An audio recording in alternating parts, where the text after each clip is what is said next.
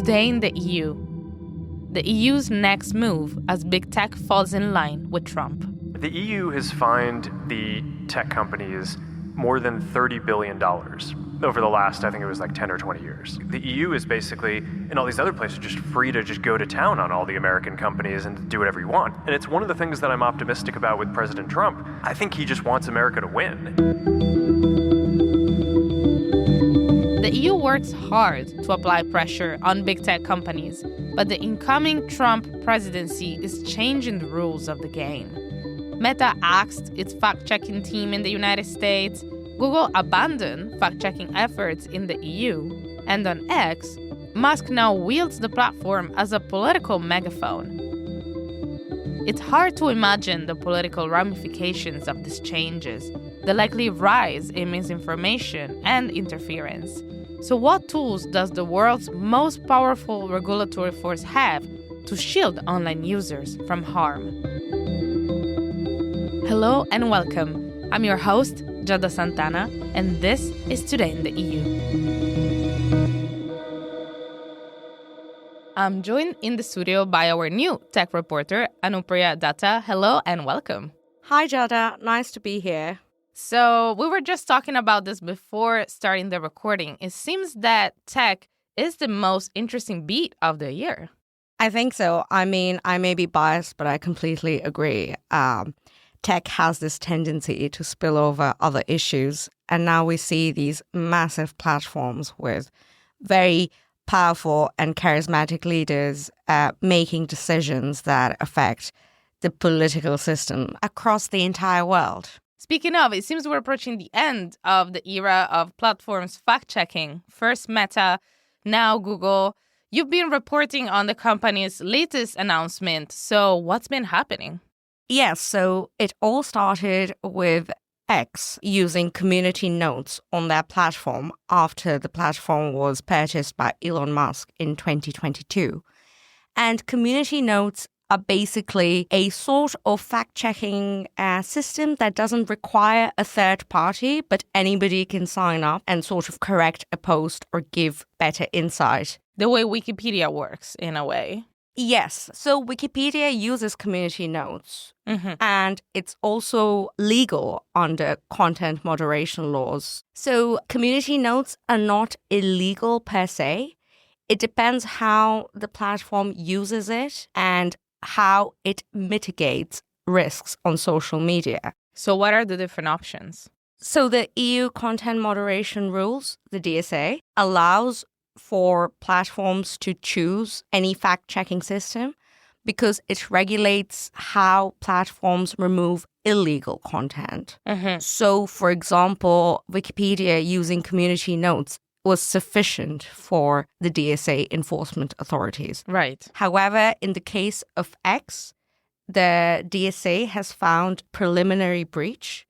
And what that means is that they think that the use of community notes is not compliant to the DSA. It's been more than a year ongoing at this point, right? Right. So they opened their investigation in December 2023 and found a breach in July 2024. And now, according to the Commission spokespeople, there is an ongoing back and forth between X and the Commission. And that brings me to the infamous Musk interview with Alice Weidel, who's the AfD leader in Germany. While we talk, 150 bureaucrats of the European Union are watching us, our conversation, to enforce this ridiculous Digital Services Act that is nothing else than a censorship on free speech. And you said it, free speech is a precondition of democracy. Exactly. Without freedom of speech, people are obviously not able to say what they want to say, and then they cannot make an informed vote. And that interview might widen the DSA investigation against X. I mean, before we get to political interference, which I think is a big part of the picture, I'm interested in understanding better these changes to fact-checking, the way fact-checking is done or will not be done. So Google said it will not do fact-checking anymore. What type of fact-checking are we talking about? Is this illegal per se? And why now? There's something called a code of practice against disinformation. And 34 different organizations had signed on this pact about 2 years ago. Including Google. Including Google. So Meta signed on, Google signed on, Microsoft signed on. X was a part of it, and then it pulled out after the Musk acquisition. And now the plan is that the Commission will turn this code of practice into a code of conduct under the DSA. So before it was something voluntary, now it will be something necessary, let's say. Not exactly. It's always a voluntary agreement. Okay. But their code of conduct being under the DSA means that it's part of their commitments when the Commission is investigating a breach. What that means is when Meta is sending all their assessments to the Commission, their code of conduct is also part of the conversation. Right, I see. So last year, it was reported that Google intends to pull out of its fact-checking commitments in 2 services, so the Google search engine and YouTube. The question why is quite important. Yeah. It is good to bear in mind that they do not use fact-checking in search engines and YouTube. But then the question is, why would they sign on initially if they were planning to pull out? Yeah. So why the change of mind? We're not sure, but the assumption is that now it's becoming a code of conduct. So it will have a slightly more impact on platform regulation under the DSA. So they probably do not want to sign more than they can deliver. Right. And do you think this has to do with the latest decision of Meta CEO Mark Zuckerberg to discontinue its content moderation service? I want to talk about something important today, because it's time to get back to our roots around free expression on Facebook and Instagram. We're going to get rid of fact checkers and replace them with community notes similar to X, starting in the US. Is that part of it? Do you think, in a way, this is having a spillover effect? If this company discontinues content moderation, then why should we do it in a way?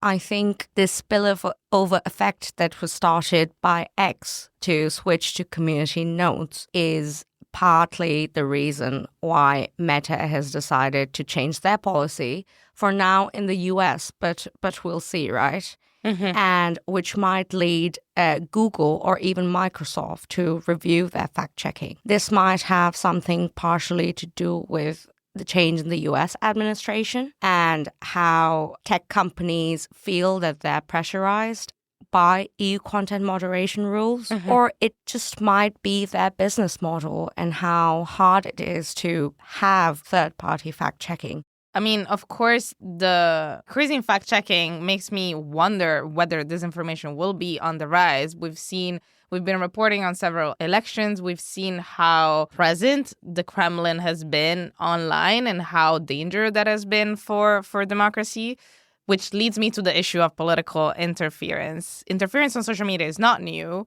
But the past few weeks have been quite unprecedented. You mentioned that before. Elon Musk hosted a live stream ahead of the German election with the leader of the far right.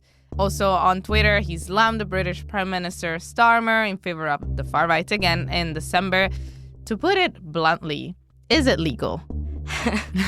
That's a good question. And to be very short, it's legal. Actually, freedom of expression is protected under the DSA. Yeah. But it's a bit different when there's disinformation, when there is alleged interference in someone else's elections. So what the DSA can do is assess whether Musk is using his position and his posts by boosting them artificially. Right. So, for example, when I open my X account, the first post I see is always Elon Musk. Oh, absolutely. And he is posting multiple times a day. And he is not somebody I would be recommended on in an ordinary setting. But I am exposed to his content the moment I open the app. So the DSA enforcement can check whether Musk is boosting his posts, and that would be something illegal under the DSA. I mean, you're not the first journalist to tell me, oh, I will delete my Twitter account because despite how much I loved this platform, this is not the same space it used to be for the press. So admitting that what is for now our individual experience as journalists is a result of manipulation of the algorithm, and the EU does find evidence of it, what would happen next? I mean, X is already under investigation. It seems that this investigation is taking quite a long time.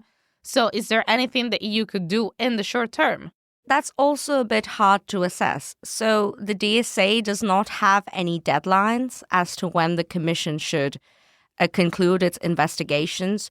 Yeah. So it could probably take ages. But of course, there's a bit of a pressure on the Commission to act against certain platforms at the moment. There are a few options, right? If there is a breach found and X cannot justify it, then the Commission can fine the platform up to 6% of its worldwide turnover. And they can also impose daily fines of up to 5%. And this is for each breach. Okay. So if the Commission finds 3 breaches on a certain platform, they can fine them up to 6% for each of the breach. So that's a very dissuasive measure. If the Commission sees that the breaches are repeatedly done, it can suspend a platform as an interim measure. But according to the DSA text, that's a method of last resort. And so suspension doesn't mean banning. That would be something temporary. Yeah, so there's nothing on banning platforms. The DSA was made under the assumption that platforms would comply to it. So nothing on bans, only suspensions. If then the Commission sees that they are no longer under breach, the platform can come back to the EU markets. And what about member states? Can countries ban social media platforms? Poland comes to mind. I mean, the country will go to the polls before this May. Its legal system bans any sort of foreign interference. Could Warsaw, as a last resort, get to banning X, for instance? Under Polish law, from what we know, foreign interference towards their elections are illegal. So that could be a basis on which Poland could potentially ban a platform. It would not be a permanent ban, but probably for a certain amount of time. We have actually seen this elsewhere, so not in the EU, but outside. So there's precedent to this. There is precedent, but it's not within the EU territory. And what countries are you referring to? So when it comes to banning X, this happened last year in Brazil, where the Supreme Court found that X had influenced their election in 2022. And in August last year, they decided to impose a fine on X, ask X to have an office in Brazil and suspend the platform until it decided to comply to their ruling. X came back to Brazil in October, so the ban was for 2 months after paying a big fine. But that's quite an effective tool. Yeah. Because it obliges platforms to comply to legislation. And so looking ahead now, it seems like we're living through the ultimate test to the EU's regulatory powers. What do you foresee happening, or what are the scenarios ahead?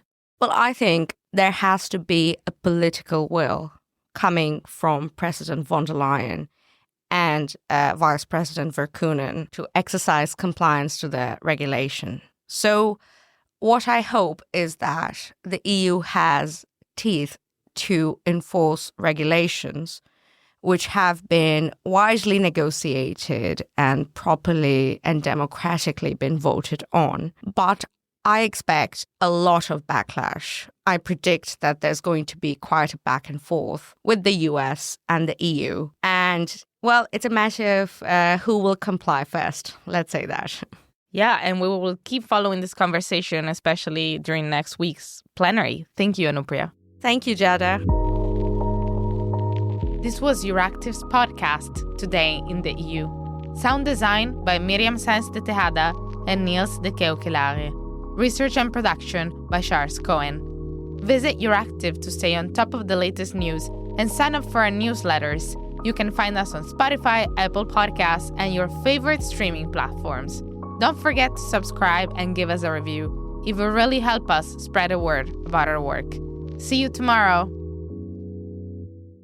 As part of our commitment to accuracy, inclusion, and transparency, Euractiv is part of the Trust Project.